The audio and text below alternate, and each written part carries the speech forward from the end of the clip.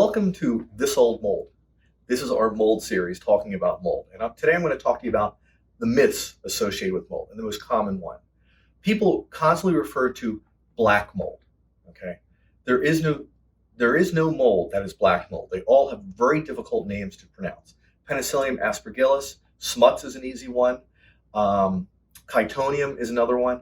They're all very scientific terms, very difficult to pronounce. When people say that's the black mold, they're basically using something the media has utilized to sensationalize mold.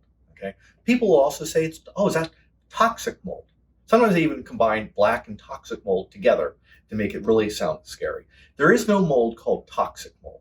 Molds, when they start to grow and consume, they off gas and they emit compounds called mycotoxins. Not every mold that grows is going to emit a mycotoxin, okay? But it's not considered a toxic mold per se.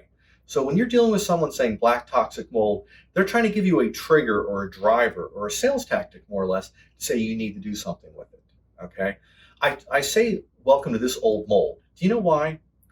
Mold takes 72 hours to actually start to grow, start to populate a surface. And when it starts to populate a surface, it's just a couple little dots growing here and there. Like if you see an area about the size of my hand, this could be tens of thousands of spores. For something to grow like this, it would need to be wet for longer than 72 hours because what happens is you get a little dot and it starts to expand and expand and expand. It makes it bigger and you'll see spotting like on a wall, on a ceiling, or on a given surface. Okay, so if you actually have mold, it's not something that just suddenly occurred overnight, over 24 hours. It would have to actually start over 72 hours. And funny thing is, 95% of the mold that we work on is mold that, to me, has been on the property for years, if not decades. Okay? The reason being is conditions are appropriate in the property or in the area, and I'll call it an ecosystem that is developed in, say, in a basement over the course of a year, and maybe there's so many days in the year where the conditions are appropriate in that ecosystem that the mold can grow, but people kind of ignore it. Okay, that is very common in the mold projects that we get involved with.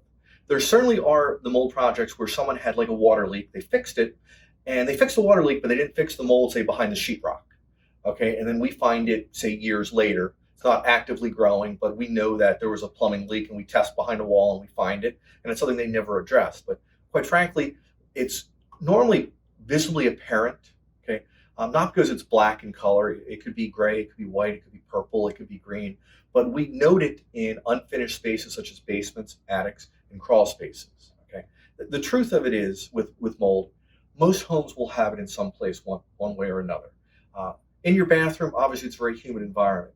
In your master or the primary bedroom nowadays, not common to see, but an attic, crawl space, basement, where it's kind of unconditioned, it's not the same temperature as the rest of the house, you're going to get some mold growth, and it's going to build up over time depending on the age of the home.